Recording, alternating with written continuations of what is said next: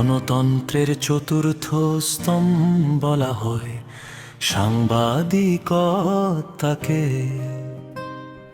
যেখানে অনিয়ম আর অন্যায়ের বিরুদ্ধে কলম হওয়ার কথা।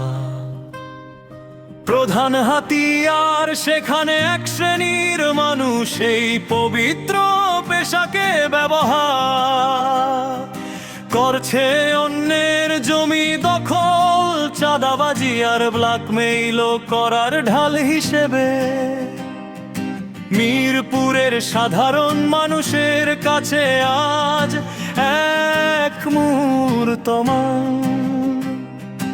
আতঙ্কের নাম দৈনিক খবরের আলো এবং এর কথিত সম্পাদক আমিরুজ্জামান ওরফে মাখন।